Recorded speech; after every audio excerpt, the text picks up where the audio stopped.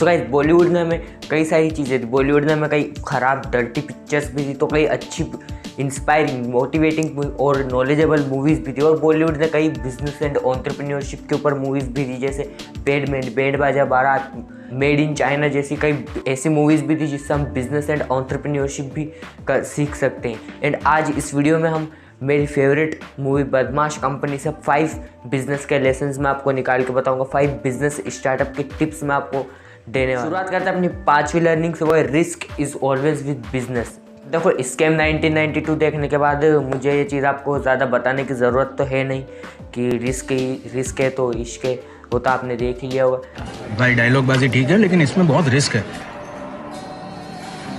Risk है तो इश्क है। तो हम में से कई लोग रिस्क नहीं लेते बिजनेस में। अगर आपको करना है तो हमेशा रिस्क होती है। जेफ बेजोस का हम एग्जांपल लेते हैं, उन्होंने रिस्क ली थी जब उन्होंने अपनी बैंक प्रेसिडेंट की जो जॉब थी उसको छोड़ के अमेज़ोन को शुरू किया था। हम में से भी कई लोग ये चाहते हैं अपना स्टार्टअप हो, अपना बिजनेस हो, लेकिन वो फिर से उसी 9 to 5 जॉब में अपने लगे रहते हैं और कोई क्यों नहीं छोड़ते, क्योंकि वो रिस्क नहीं लेना चाहते हैं।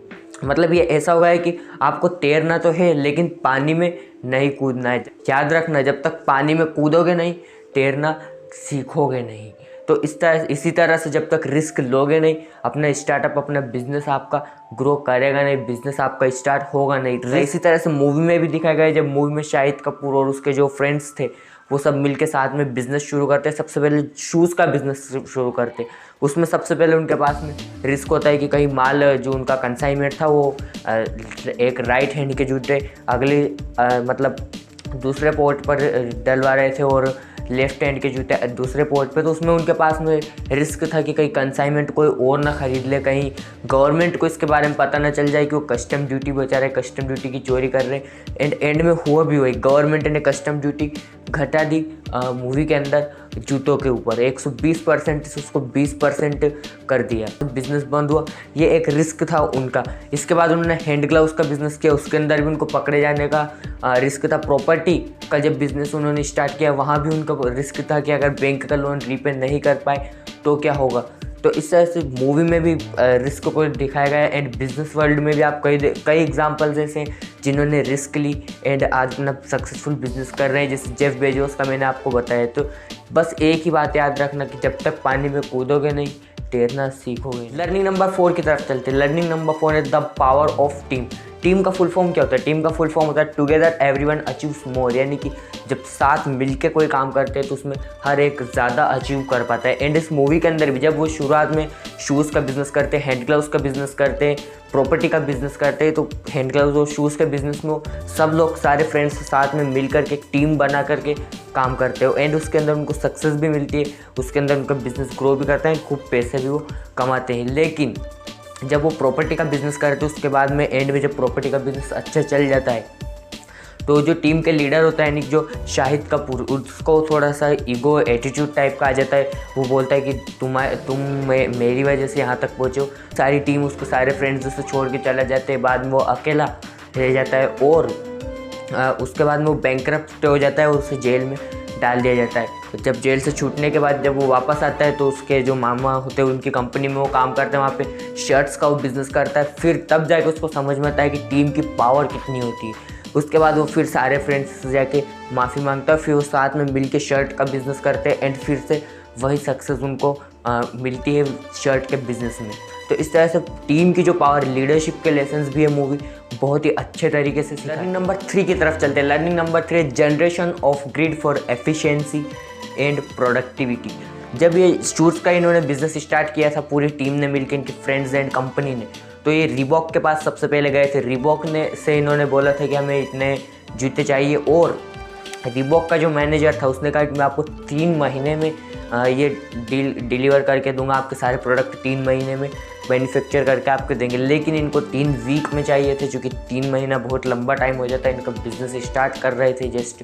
तो फिर इन्होंने उनको कन्विंस किया लेकिन वो नहीं माना। तो फिर शाहिद कपूर ने चेक निकाला और कहा कि मैं आपको सारा पैसा एडवांस में दूंगा, फुल मनी। और मैनेजर 1 सेकंड में मान गए कि हाँ 3 वीक्स में आपको delivery.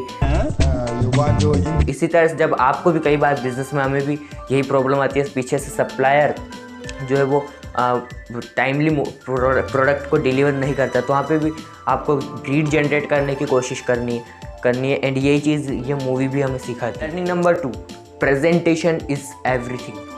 Presentation is everything. Startup में आपको प्रेजेंटेशन, अगर आप चाहते हो कि आपके क्लाइंट्स, आपके सप्लायर्स, आपके इन्वेस्टर्स आपके ऊपर ट्रस्ट करें, आपके ऊपर आपकी कंपनी में इन्वेस्ट करें, तो आपको अपने आइडिया से, अपने वॉक एंड टॉक से, अपने प्रपोजल से उनको कॉन्फिडेंट फील करवाना होगा कि हाँ आप एक स्टार्टअप कर रहे हो, आप एक एंटरप्रेन्योर हो, एक सीरियस एंटरप्रेन्योर हो।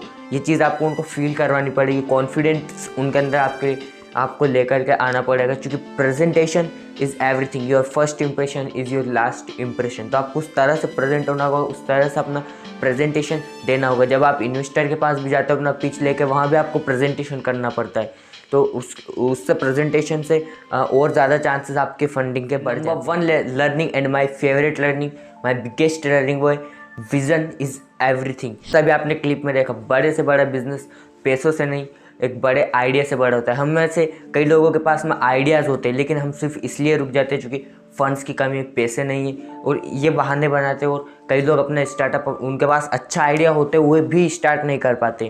If you have a great idea then you can start it with low investment. आपको कई जगह से लोन्स मिल सकते हैं, कई फ्रेंड्स एंड फैमिली से, कई तरीके होते हैं।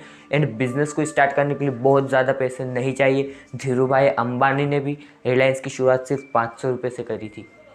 आपको सिर्फ चाहिए माइंड, अच्छे आइडियाज़ बिजनेस को ग्रो करने के लिए, मार्केटिंग का आइडियाज़, इन सारी चीज़ों की। जब इन्होंने भी, शाहिद कपूर, इसके फ्रेंड्स ने भी, जब जिसने इनका जो मतलब जो फ्रेंड था, उसने जिसने इन्हें बैंकॉक भेजा था जॉब के लिए, उसके दुकान पे जब गए जूतों की, तो उसका जो दोस्त, उसका दोस्त था, वो वहाँ पे जूते ट्राई कर रहा था। उसको जूते तो जम गए, लेकिन उसका एक पैर नहीं मिल रहा था। फिर उन्होंने, जो ओनर था शॉप का, उससे पूछा कि इसका एक पैर और कहाँ है। तब ओनर ने कहा कि इसका एक उन्होंने अंदर रखा हुआ ताकि कोई चोरी ना कर ले, क्योंकि जूता और हैंड ग्लव्स और ये ऐसी जो चीज़ है, ये ऐसी चीज़ है जो अगर एक है, सिंगल है, तो ज़ीरो वैल्यू है, लेकिन अगर दोनों मतलब पूरा पेयर बन गया तो वो फुल वैल्यू हो जाती है। अगर सिंगल है तो उसे कोई चोरी नहीं कर। यही से शाहिद कपूर को आइडिया है। एंड इन्होंने फिर शूज़ का बिज़नेस भी इसी तरह किया है, हैंड ग्लव्स का बिज़नेस भी इसी कॉन्सेप्ट पर किया, क्योंकि उनके पास में एक अच्छा आइडिया था, तो उनको सक्सेस भी मिली है। तो ये तो थी 5 लर्निंग्स फ्रॉम बदमाश कंपनी मूवी। लेकिन क्या आप चाहते हो कि ऐसे और भी बॉलीवुड मूवीज़ से बिजनेस लेसन्स की वीडियोस में और बनाऊं, तो नीचे कमेंट्स में ज़रूर बताना। एंड अगर ये वीडियो पसंद आता है, इस